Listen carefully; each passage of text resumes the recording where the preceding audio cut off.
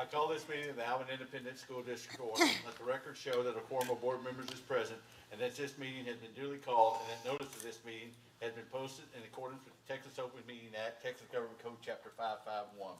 If you would please stand for the invocation of pledge by Trustee Selsky. Heavenly Father, we come to you today asking for your guidance, wisdom, and support as we begin this meeting. Help us engage in meaningful discussion, allow us to grow closer as a group, and nurture the bonds of community. Help us find time to think about all that is good in this world and reflect with gratitude on all that we have been given in life, our friends, our family, and the community here at Alvin ISD. Amen. Amen. I pledge allegiance to the flag of the United States of America and to the republic for which it stands, one nation, under God, indivisible, with liberty and justice for all.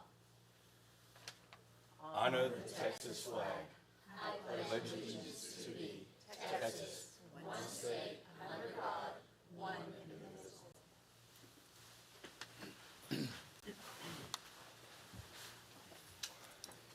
All right, next we'll have the superintendent's report. Okay, board, we've had a lot of things going on, and you all have taken place in some of them. And so our first thing is our principals. This is Principal Month. Our principals are moving and grooving. October is National Principals Month. Are we playing the video or no? Okay.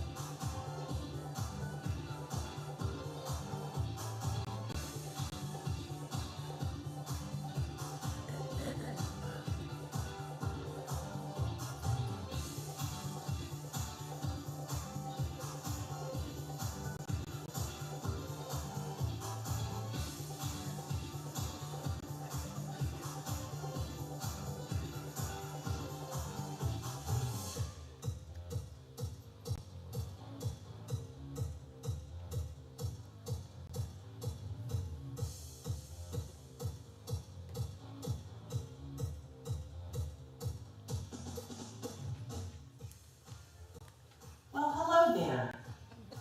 It's Principals Month, but every month is Principals Month. The love and the gratitude I feel for each of you is beyond measure. Thank you for all that you do for Alvin ISD, and thank you for being part of our team. Love you.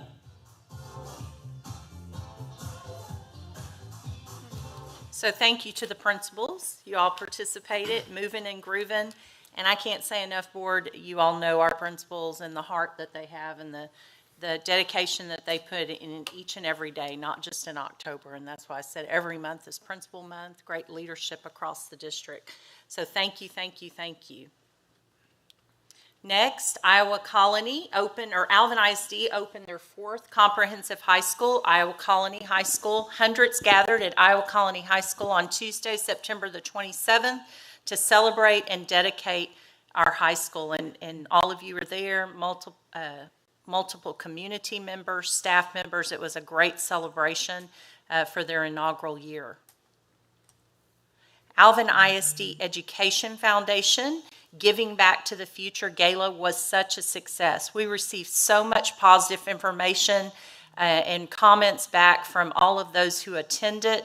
The annual gala was held on Saturday, September the 17th at South Shore Harbor Resort. The event brought in over $160,000 for the foundation.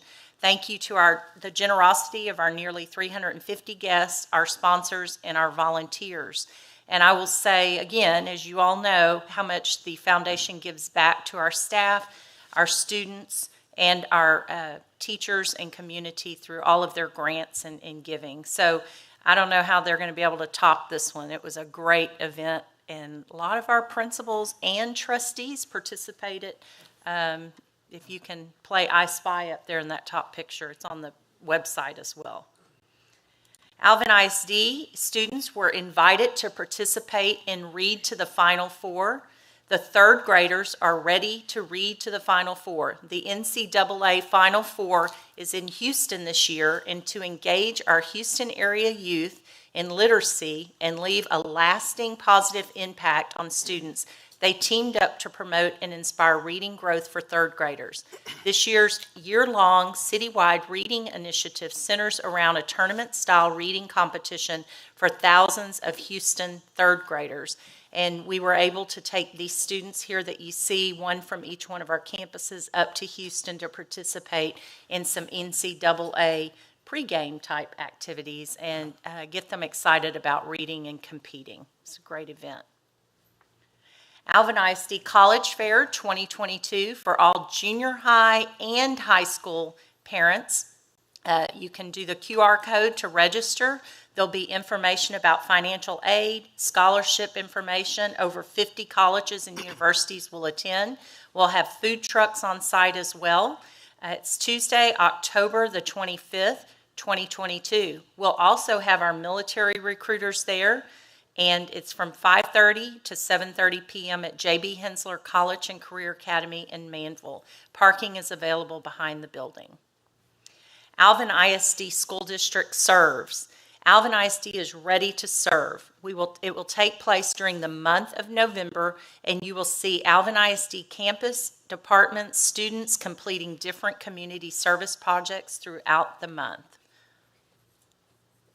And then also we had Alvin High School football coach yesterday. This was exciting. We were notified by the Houston Texans organization, and yesterday they named Coach James Shoemake, as the Houston Texans High School Coach of the Week.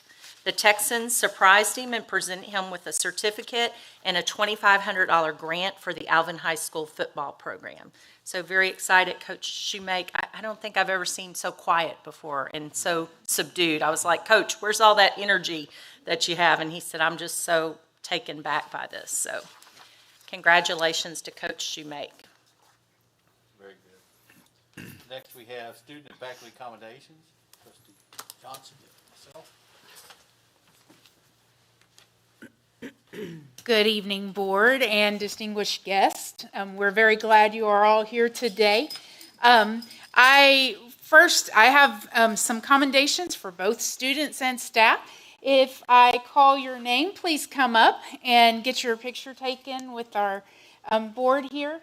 Also, parents, please feel free to step into the walkway or wherever and take your pictures. We will wait for you. This is your special moment, so please feel free to do so if you would like. So without further ado, we will get started. The first thing on our list is the Shadow Creek Athletic Trainers. So Shadow Creek High School athletic trainers were recently honored with the 2022 Dave Campbell's Texas Football Training Staff Superstar Award. That's a lot to say. The award's mission is to always amplify the teams behind the teams that make Friday nights so special. And there's no better place to shine the spotlight than a school's hardworking student trainers. As a winner of the weekly award, the Shadow Creek High School Training Staff Superstars received $250 for program supplies and will be entered to win $1,000 in the organization's end-of-season voting poll. Accepting this commendation on behalf of the 31 student training staff are the senior student trainers and the athletic training staff. So when I call your name, please come up. We have Kylie Toyloy, Azaria Harrison, Chamia Manning, Lauren Mosley, Soraya Sanker, and Jenny Tran.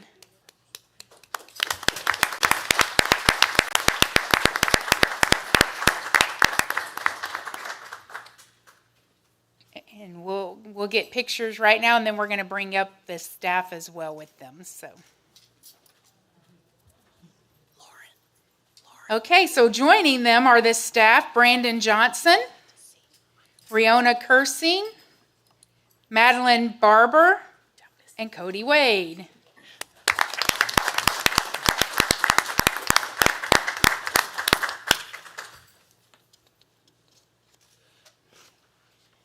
Congratulations, great job. Congratulations. A lot of hard work there. Cody.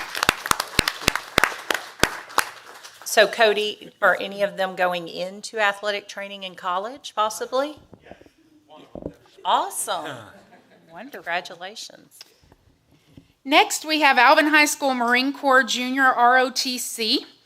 Alvin High School's Marine Corps Junior ROTC has been designated a Naval Honor School as of August 1st, 2022, marking the fourth year in a row to receive this honor.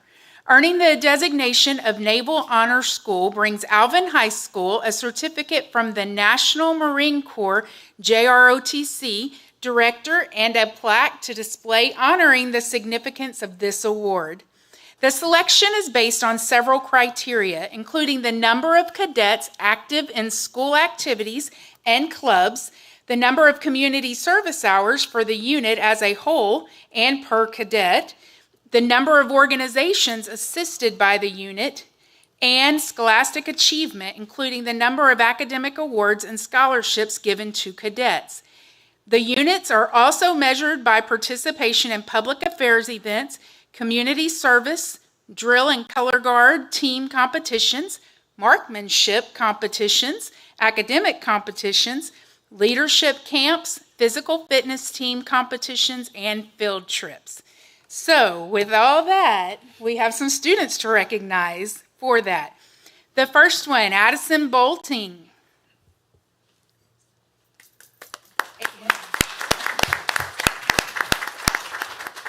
Aiden Green Abney. Drew Hudson. Morgan Joshua. Kaylor Moore. Alyssa Vargas. And Ali Vasquez. And then the staff with them is First Sergeant Stephen Garcia and Major Timothy Flynn. Parents, you're welcome to come up if you would like. Or you can step up on. Some step up on that, yes, step. on the back. There we go. And then we can squeeze in. There we go. There, yes.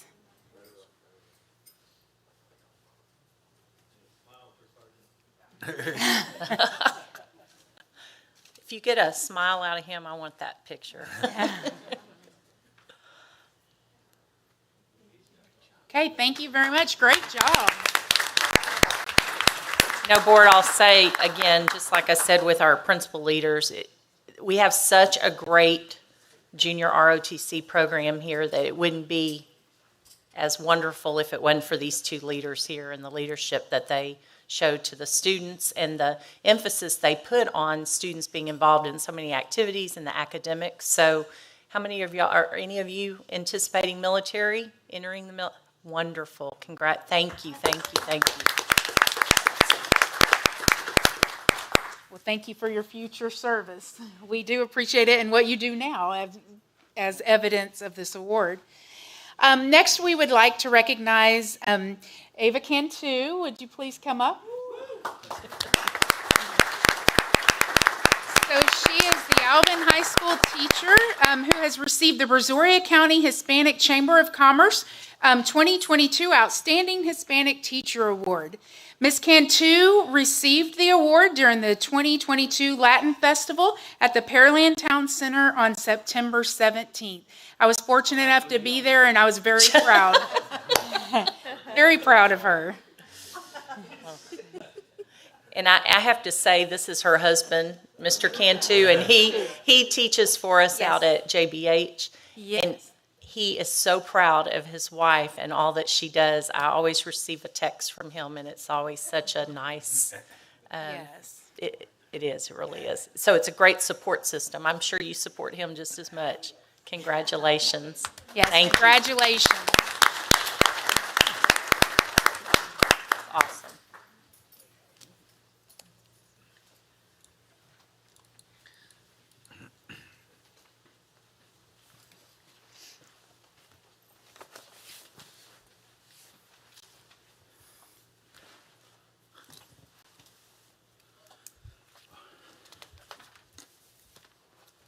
If any of the students want to leave, that's straight up to y'all. Y'all are more than welcome to stay.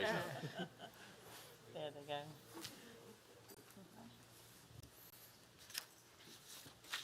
Hi, Lauren. She's on my student advisory. At this time. However, the president or designee may refer the request to the superintendent for review. Tarek Hammett.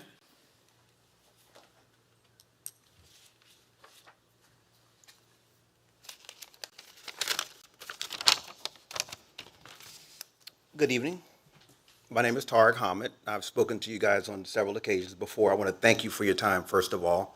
I sent some emails and letters to the members of the school board. I want to thank you for your response. The response I received was for a letter I sent asking for understanding how having my children separated at different high schools was in the best interest of my family and the many other families in Alvin ISD. The response I received was clear from Alvin ISD. The response told me that Alvin ISD will exercise its sovereignty to do what it wants to do because it can. The response that I received told me that Alvin ISD will do what's best in the best interests of Alvin ISD, even if it means separating families. You know, it is my prayer, it was a beautiful prayer you said today, it is my prayer that if any one of you are ever in a situation where you need the help of someone, some organization to help you and your family, my prayer is that that organization, those people, give you the same concern, the same compassion, and the same understanding that you gave my family and many others. That is my wish for you, my prayer for you. You know, I remember growing up in the early 50s and 60s, going to school. My sister and I were separated at school when I was in elementary school. I have a son here named Omar. He's 5, right there, the green shirt on. And I remember going to school an hour and 45 minutes one way for me, and an hour and 45 minutes for my sister. When I went to school, I think I'm more older than everyone up on that stage for the most part. I remember going there and not being greeted in a fair fashion. People spit in my face. They called me nigger, nigger go home, nigger die. That's what I remember about that time, and having my family separated. I also remember my family writing a letter to the school board and asking the school board for assistance and support. The same response that I received from Alvin ISD was very much the same response my family received. I'm sorry, Mr. and Mrs. Hamid, we cannot because of numbers, we cannot because of whatever the reason was. That brings back some bad memories for me. It was wrong then to separate families, and it is wrong now to separate families. I pray that Alvin ISD will do the right thing for all children, not just mine, because that was one of the emphasis I received, that my family was just basically one family out of others, and we cannot possibly transfer your children because we don't have space. I work in the school district. I've served as a principal for years. I know what it means to have space or not have space. People do what they want to do when you do what's best for other children and do what's best. You guys are servants of this district. I'm asking you to serve, please. Thank you for your time.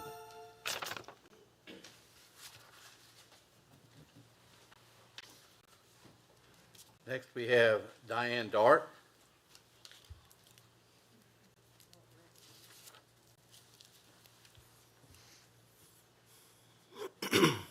Good evening. I'm sorry that I have to talk to you in this forum because I should have been reached out to about the sexual assault of my daughter with disabilities. Not one of you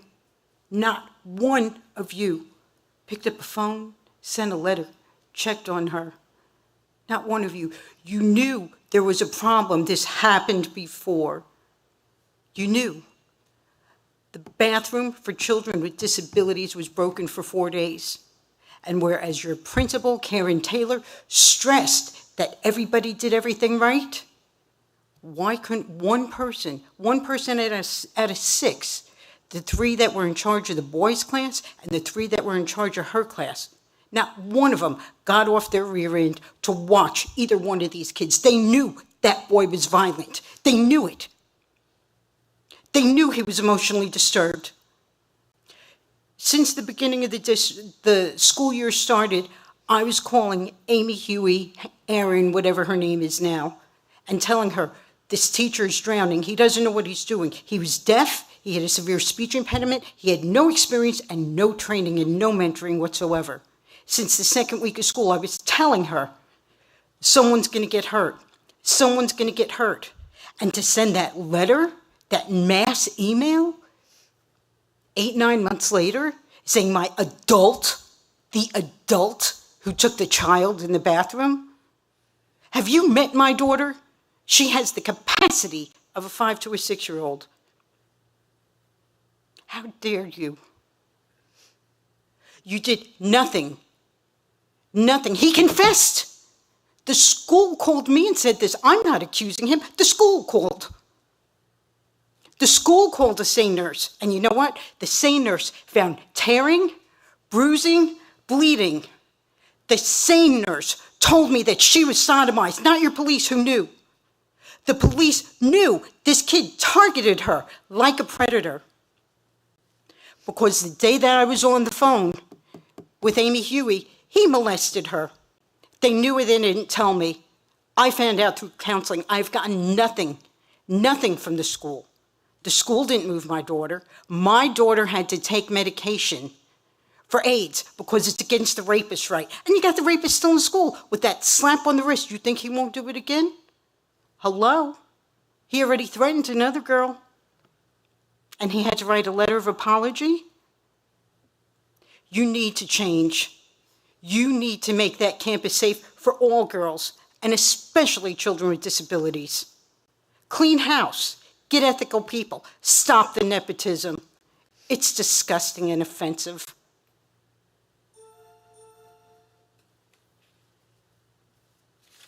Next, we have Victoria Dart.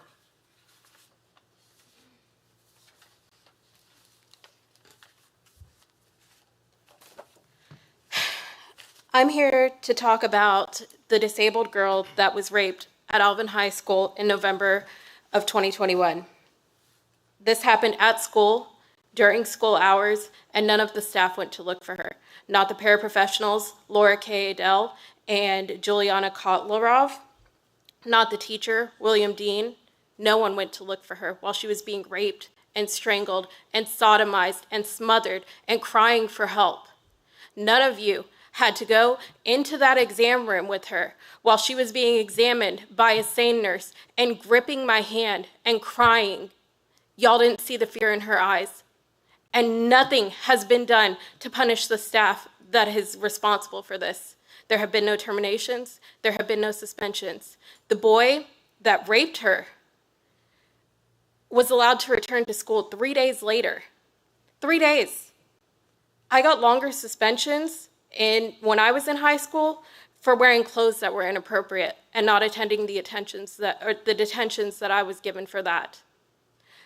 Y'all are setting a dangerous precedent saying that it's okay for male students to do what they want to your female students. The hallways are not safe. I want to know why.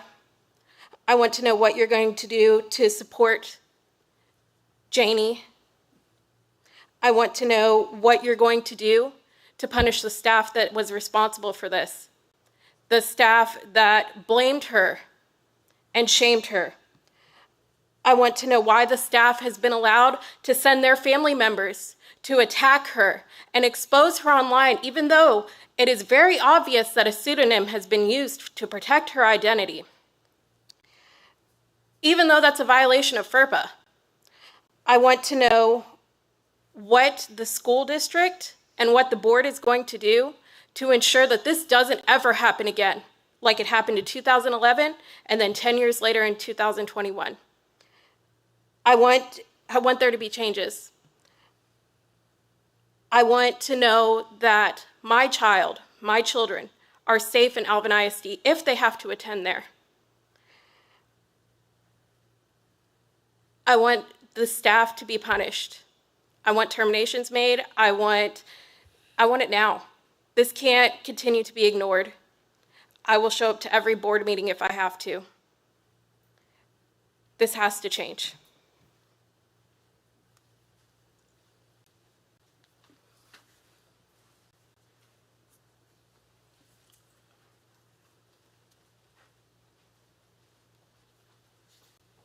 Next, we have our presentation. So board, this evening, we have Technology Integration and Technology Services that will present. Mr. Bagley, Charles Bagley, and John Wiles will provide a presentation about our district's technology support. Information will be shared about the resources we have for our students to be successful with their learning. Thank you, board. Good evening, board. Good evening, Superintendent Nelson. I am Charles Bagley, Coordinator of Technology Integration. I'm John Wilds. I'm the Executive Director of Technology Services. So, board, would you see on your screen? Do I have a clicker? That's it. Oh, this is it. All right, sweet. All right. It's on the side. Give me 1 second. Nope. There we go. Sorry about that. Got it now. So as you can see here, these are some interesting numbers, but over the past 3 years, we've been through a lot in our school district, but at the same time, technology has changed a lot. And so what you can see is the fact that we have over 20,000 devices in our school district, and also one-to-one devices with testable students, and our network infrastructure is currently functioning at a 99.49% level. John taught me that part, which basically means that throughout the district, there is not a time where our network is down more than 56 minutes total for that entire school year. So being the former principal at Savannah Lakes Elementary, I can let you know that previously, before the infrastructure was the way that it was, we experienced several outages throughout the day. And if you know what it's like in today's time to not have technology, there's not too much you can do. So with our infrastructure being at 99.49%, it definitely makes a difference for the students and teachers to definitely make sure that they have access to the internet and the network and all the files that we use on a day-to-day basis. And so now we will have some footage from some of our students and teachers in Alvin ISD.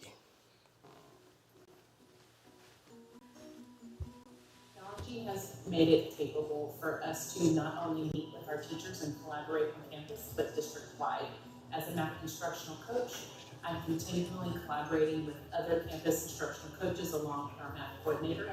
Technology has allowed me as a teacher to customize the learning of my students. The teachers can personalize the assignment games and make them more fun for us, but also it helps us learn. I think what I like most is how engaging it makes the opportunities for the kids. So for example, I use a really cool app with my little kids that makes the story come to life, and it recognizes words that I'm saying and creates almost like a background music for the books. So we have these things in our classroom called virtual field trips. What they do is they let us go places, but for way cheaper. Most of the time, it's $20 for our entire class. And the virtual field trips let us meet other people via Zoom. Some of the people we've met are ranching people and people from museums. We've also been to an aquarium through the virtual field trips.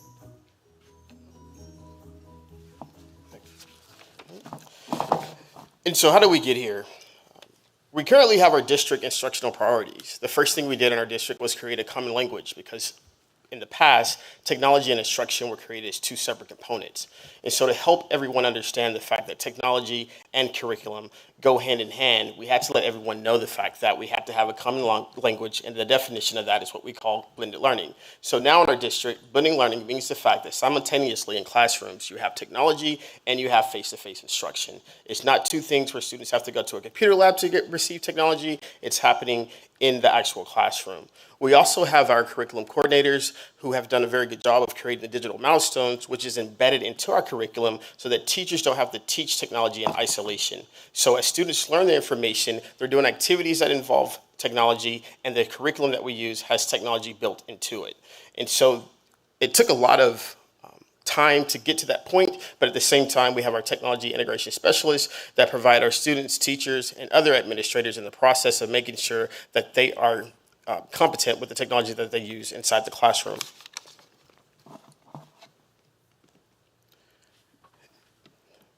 We know that technology will never replace the great teachers that we have in Alvin ISD, but we also know the fact that technology and teachers can truly transform a classroom. Beginning in pre-K, our students begin their digital journey because we have those digital milestones that are in the curriculum. Those digital milestones give students activities and different skills that they learn at each level as they progress through Alvin ISD, so that by the time they graduate from high school, they'll be ready for the real world.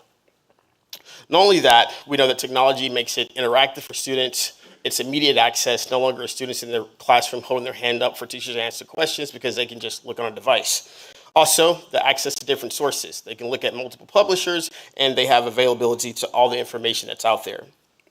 It also allows students to collaborate with other students that are not within the four walls of their classroom. They can collaborate with people in different countries or students that may be in different classes. And we also know the fact that this just supports the learning that's already happening in the classroom, but by having a content-rich curriculum. We also make sure that our teachers receive the support that they need in the process of being able to teach kids our students those technology skills that they need. In Alvin ISD, every new teacher is trained on how to use the digital resources we have in the district and also any new technology. Prior to the beginning of the year, we rolled out Clever. And Clever is a single sign-on system where students no longer have to remember multiple passwords or multiple usernames. All they have to do is sign in one time to one application, and it signs them in to every single thing that they use in the district. Prior to that, pre-K students, it takes about an hour to get all of them signed in to learn their username and password. Pre-K students now just can hold up a QR code to a camera on the iPad, and they're instantly signed into all their devices. And so we make sure that teachers are prepared when it comes to teaching kids how to use the technology, and also that our students are as well. And the process doesn't just stop just at the beginning of the school year. We also provide that ongoing training through the technology integration specialists throughout the year. So we collaborate with campus administrators to make sure that their needs are being met as far as when it comes to technology integration and their campus needs as well. And so none of this is possible without actually having the hardware. And people always ask, what's the difference between technology and technology integration? I kind of explain it, well, technology integration, we're the instructions that's inside the box, and John is the actual hardware. And so now I'll let John come and explain what he does with all that hardware.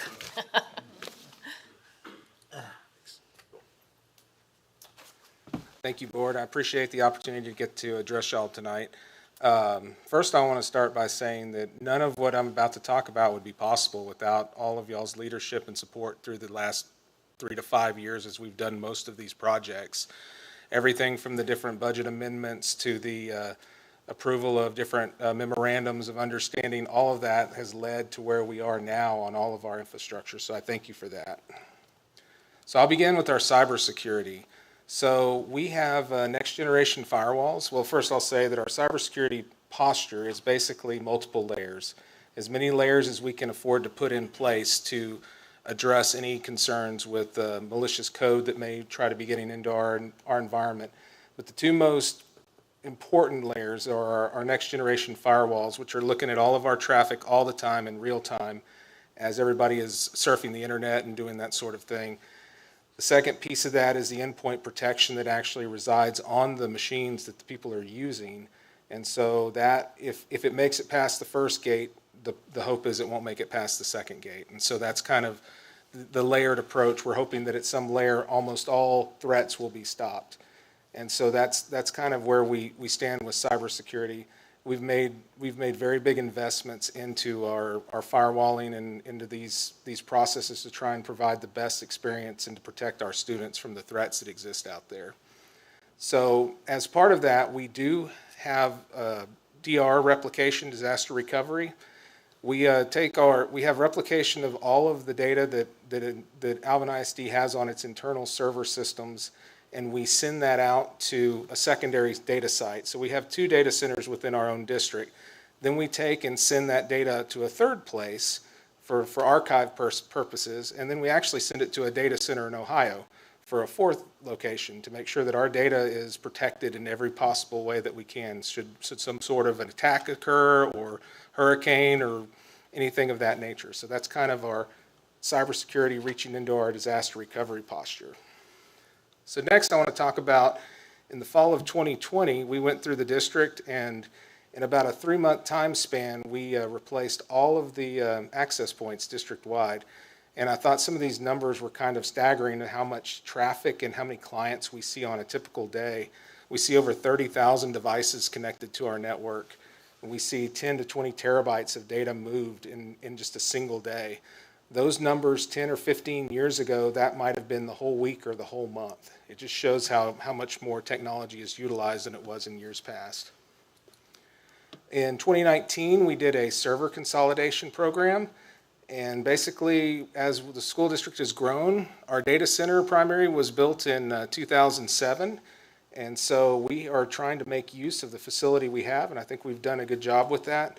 We have 12 racks of server equipment, and we were able to reduce that down to actually 5 racks by just consolidating a lot of our systems using newer technologies, doing a lot of virtualization and stuff of that nature.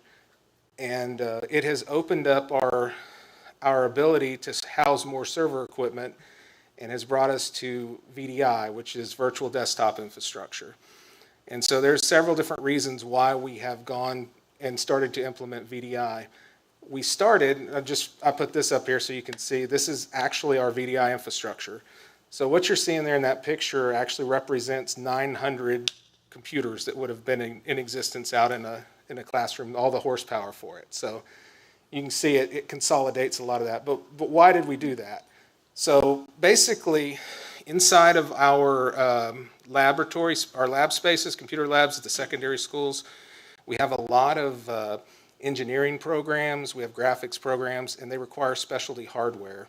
And that hardware has to be replaced on a faster interval, and it also has a lot higher cost than a typical computer does. So what we decided is, what we looked at is, if we can take that hardware and we can pull it back into our data center, then that makes it where we wouldn't have to replace that at such a fast clip, because we can get more life out of our servers than we can out of our desktops. The other side of that too is it opens up for the students to be able to access those systems from home or anywhere else. They don't have to be in the actual classroom environment. And with what happened with COVID and everything else, a lot of those systems weren't able to be utilized because there was no one there to actually be able to log into them. With this system, you can log in from any computer, anywhere, anytime. So one of our biggest achievements over the last few years is our fiber optic ring. So we have encompassed our campuses with multiple connectivity options, so that if somebody cuts our fiber optic cable out there, it doesn't result in a complete outage as we had previously occur in years past. So basically, we've set up a whole new core so that each of our high schools serves as a core site, and all of the other campuses flow through those high school core sites. And we've also upgraded our primary connectivity to 100 gigabit, which is quite a bit more than most people probably have these days. So this is one of the more exciting things that we've done in the last couple of years, and this is called the Southeast Texas Gigapop. So what this is we have a collaboration effort with higher ed and other school districts that have given us access to other fiber resources that we don't currently own. And so basically, it has allowed us to become our own internet service provider. And in doing so, we now have taken our connectivity from typical internet service providers at 10 gigabit or what most people have up to 100 gig in two different dispersed directions. And that's kind of represented on that map up there. The blue is our westward path that goes all the way to the Beltway and at 290. And that is actually where our connectivity is fed from. And we have a leased dark fiber circuit that we're in control of. So when we need more bandwidth in the future, we're able to just turn that up in the future. That path in the red over on the right is a connectivity into Pearland ISD, who's also a member of the collaborative. Inside this collaborative, there's members such as Baylor College of Medicine, Texas A&M, Rice, I'm going to forget some, Stephen F. Austin, Houston Community College. There are a lot of organizations and similar businesses to us that it made sense to join in with, and it cuts everybody's costs down, and we get a whole lot more out of our network because of it. Because of this relationship, we have been able to procure data center space at what used to be called Cyrus One, which is now Data Bank, located at that same location at Beltway 8 and 290. And we are actually in the process of moving our secondary data center up to that location. And so the reason we're doing that is because, you know, we... Interrupt you right quick. Sure. Is that something very unique to a school district? It absolutely is. The only other school district I know that has the sort of connectivity we do is Pearland ISD. And the only reason they have it is because they were approached by Rice and some of those other higher ed probably back in 2015. And then there were other school districts that were approached as well. I'll leave the guilty parties out because they opted not to join in on this. But in probably 2017-18, Pearland reached out to us.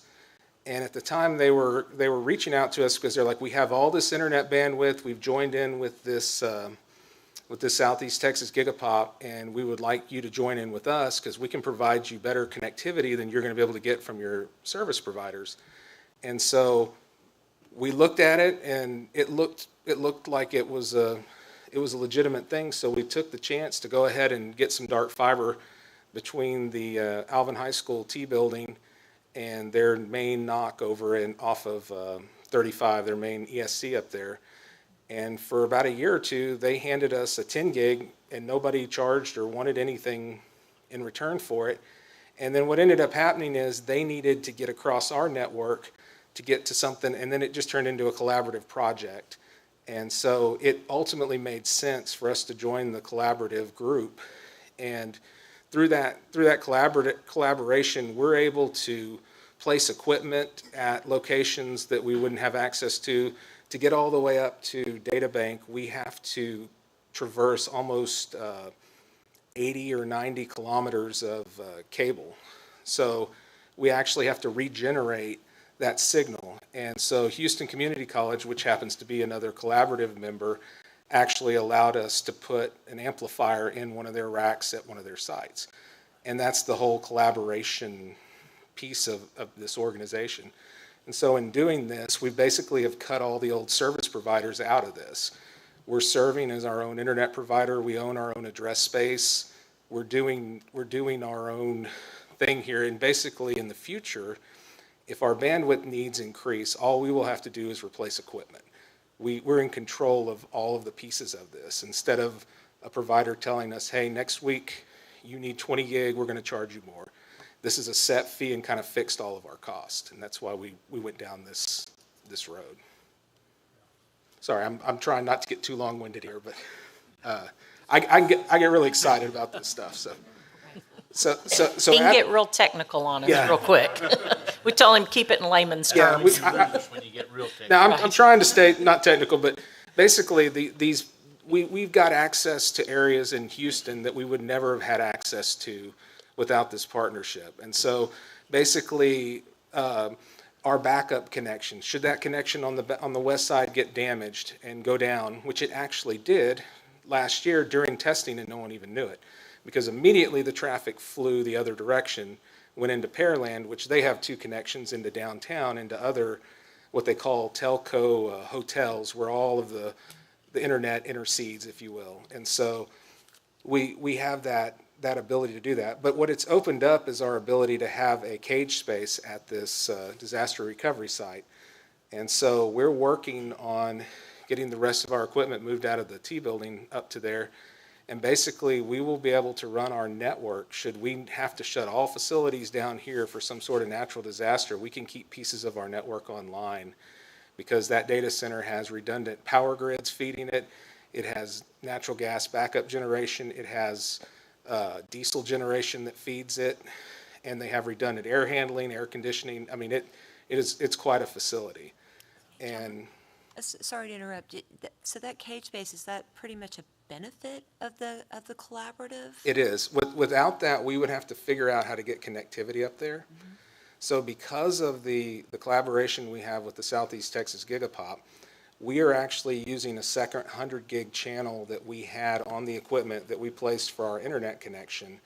And they're just using a cross connect from their cage or their rack that's at Cyrus One or Databank now over to our cage. And so that really doesn't cost us anything above what we're already paying. So I think the big thing here is that each little change we make or each little thing we add from a connectivity standpoint is not costing us any recurring fees. We might have to buy equipment to make the connection, but there's no fees involved.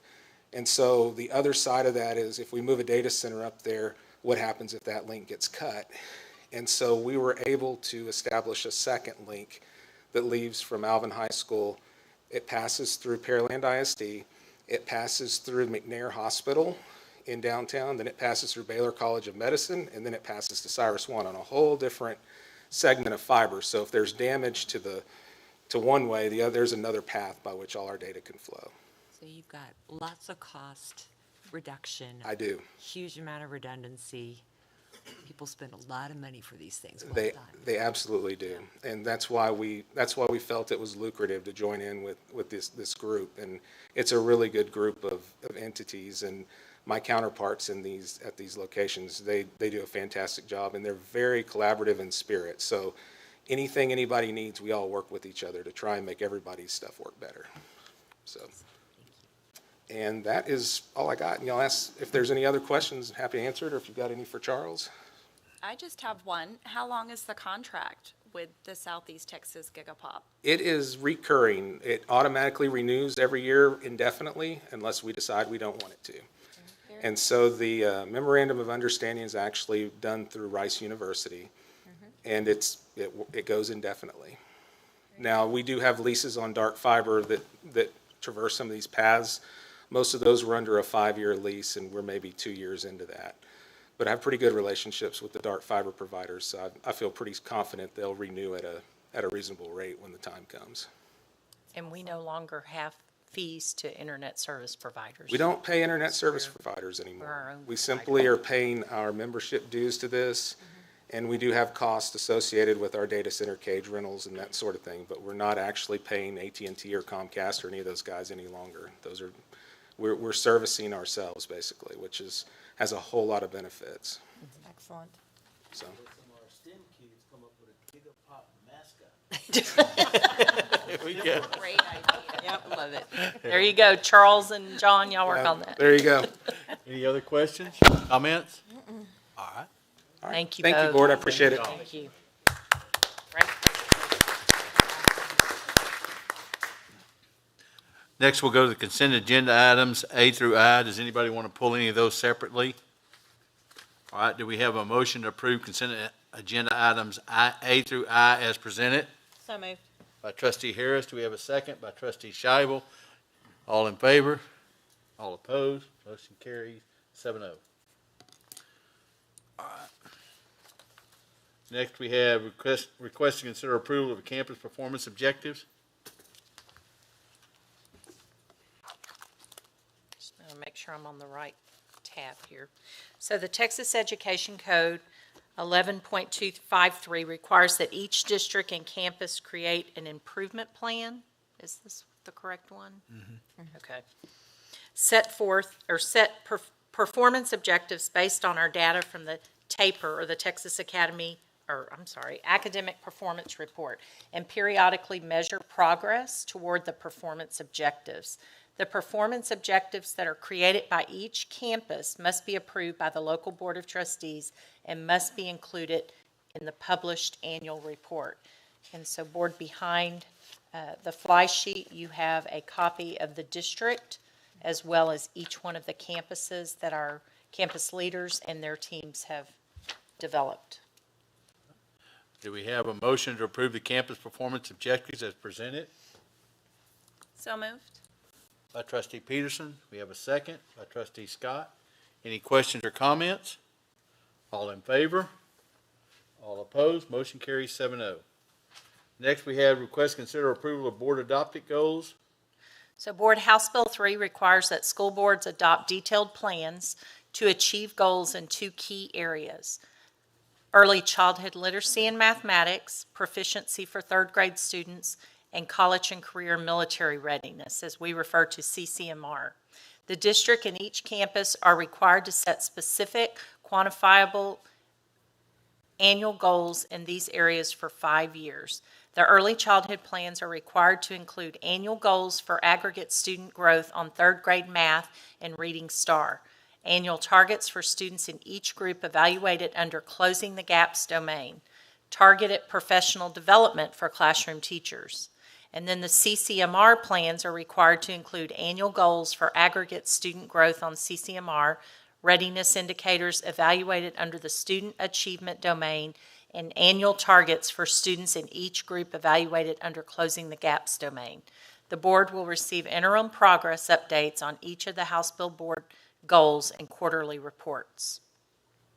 All right, do we have a motion to approve the House Bill 3 early childhood literacy and mathematics and CCMR board goals as presented? By trustee Johnson. Do we have a second? By trustee Peterson. Any questions or comments? All in favor?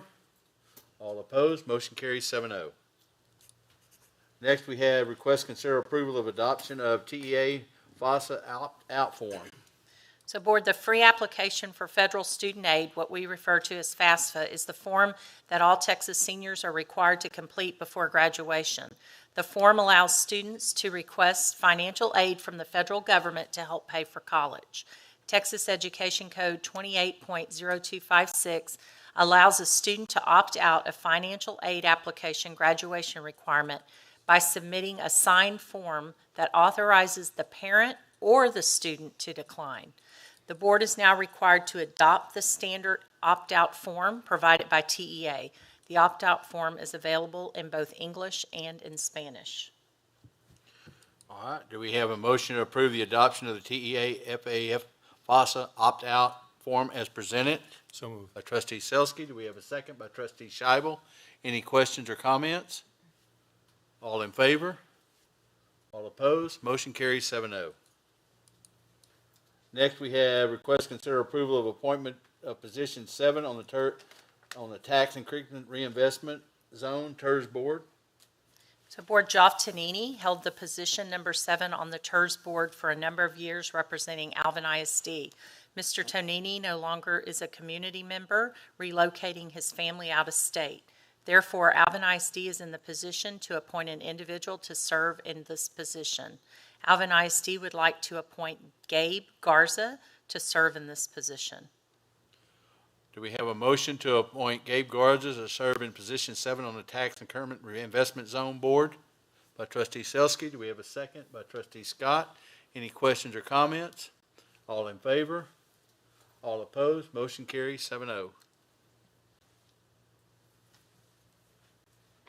Next, we have request to consider approval of resolution and submission for district grant proposal by Alvin ISD to the Office of the Governor for Bullet Resistant Shield Grant Program FY23. So Board, the Governor's Office of the State of Texas has made reimbursement grant funds available for rifle-rated bullet-resistant shields. The Alvin ISD Police Department is not currently equipped with shields rated to stop rifle rounds, a level 3 or higher, and requests permission to pursue the bullet-resistant shield grant for the fiscal year 23 in order to procure 30 level 3 bullet-resistant shields to equip Alvin ISD's police officers. The budget implication would be $168,313.50. So the district would expend these funds if the board votes to support this, and then we would be reimbursed through the grant, the governor's grant. Do we have a motion to approve the resolution in the support of grant number 4633970? So moved. By trustee Harris. Do we have a second? By trustee Scheibel. Any questions or comments? All in favor? All opposed? Motion carries 7-0. Next, we have request to consider approval for capital purchase using fund balance. So board, a proposal was extended for the purchase of 2 transit vans for child nutrition in the amount, request approval for the purchase of capital equipment in the amount of $139,480, utilizing a budget amendment for the use of child nutrition fund balance. Do we have a motion to approve the purchase of 2 transit vans utilizing food service fund balance? By trustee Selski, second by trustee Johnson. Any questions or comments? All in favor? All opposed? Motion carries 7-0. Next, we have request to consider approval of RFP, purchase 2 vans for child nutrition department. So board, you just approved the use of child nutrition funds that could be used toward the purchase. Now, this is a request pursuant to the Texas Education Code 44.031. Contracts for the purchase of goods and services valued at $50,000 or more will be presented for award based on an approved competitive bidding method. The request for proposal number 2210CN-VAN meets these requirements. An exclusive award is requested to Ron Carter Autoland for the purchase of 2 vans for child nutrition meeting the state and federal funding guidelines for purchase at this time in the amount of $69,740 each. This proposal is requested for an award under a 1-year contract with an option to renew an additional year as long as both parties agree to the terms of contract for use on an as-need basis, and funds are available for these commodities. Renewal of this contract is not anticipated until October of 2024. Do we have a motion to approve the RFP as presented? By trustee Scott. We have a second. By trustee Peterson. Any questions or comments? All in favor? All opposed? Motion carries 7-0. Next, we have request to consider approval of employment of personnel. So board, each month we bring for consideration personnel to fill openings, and so as you can see, there's an attachment there for consideration for personnel. Do we have a motion approval be granted for requested personnel items as presented? By trustee Harris. Do we have a second? By trustee Scott. Any questions or comments? All in favor? All opposed? Motion carries 7-0. All right, at this time, I'm going to make a motion to adjourn. We have a second? Second. Second by trustee Peterson. All in favor? All opposed? Motion carries 7-0. We are adjourned. Thank you all very much for tonight. Thank you.